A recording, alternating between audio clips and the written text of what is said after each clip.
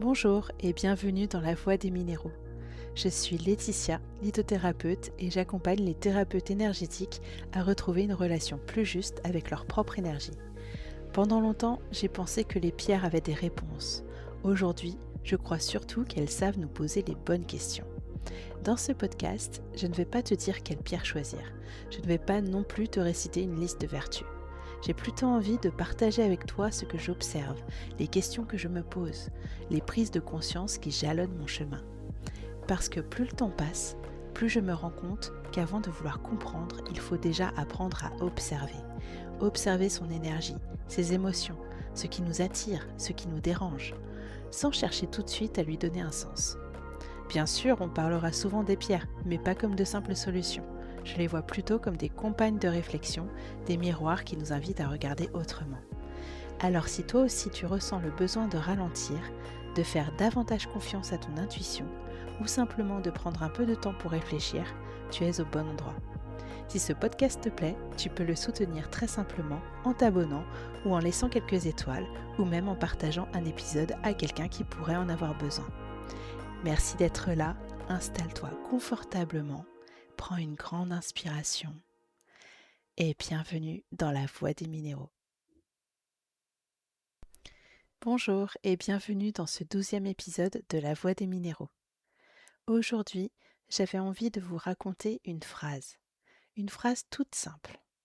Un jour, je me suis entendue dire « Je crois que j'ai arrêté de chercher la bonne pierre ».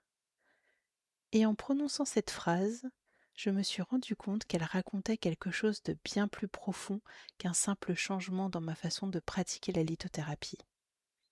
Elle racontait un changement de regard.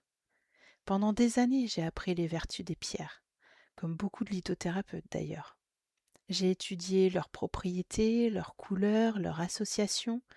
J'ai écrit des articles, j'ai enregistré des podcasts. J'ai expliqué quelle pierre choisir pour le stress, pour le sommeil, pour la confiance en soi. Et je ne renie absolument pas cette période, elle m'a énormément appris. Sans elle, je ne serais probablement pas là aujourd'hui. Mais avec le temps, j'avais une drôle de sensation. J'avais beau connaître les pierres, j'avais l'impression qu'il me manquait quelque chose. C'est à ce moment-là que j'ai rejoint la formation d'Angélique et Raphaël d'Univers Minéral. Et je crois sincèrement que ça a marqué un tournant. Pas parce que j'ai appris davantage de pierres, mais parce qu'ils m'ont invité à les regarder autrement. Je me souviens très bien d'une phrase, elle m'a complètement déstabilisée.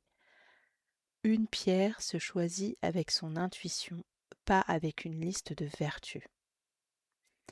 Et je crois que sur le moment, je me suis presque vexée intérieurement. Je me suis dit, mais enfin, c'est justement ces listes que j'étudie depuis des années. Et pourtant, je n'ai pas rejeté cette idée. Je l'ai laissée faire son chemin.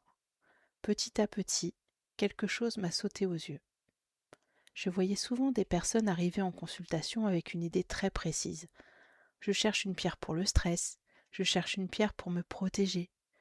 Comme si la réponse existait déjà. Comme si mon rôle consistait simplement à faire correspondre un symptôme avec une pierre. Et un jour, une question s'est imposée. Et si nous passions à côté de l'essentiel ? Est-ce nous qui choisissons une pierre ? Ou est-ce qu'une pierre attire notre regard à un moment très particulier de notre vie ? Aujourd'hui, quand une personne me demande « Quelle est la meilleure pierre pour moi ?», je lui réponds souvent « Laquelle vous attire ?» Cette réponse surprend parfois, parce qu'elle ne donne pas de solution, elle ouvre une conversation. Et je crois que c'est précisément ce que j'aime aujourd'hui. Je n'ai pas envie de répondre à cette question à votre place. Merci d'avoir partagé ce moment avec moi. Et si cet épisode a fait naître une réflexion chez vous, alors il a déjà rempli sa mission. À très bientôt dans un prochain épisode de La Voix des minéraux. Et d'ici là, continuez d'observer avant d'interpréter.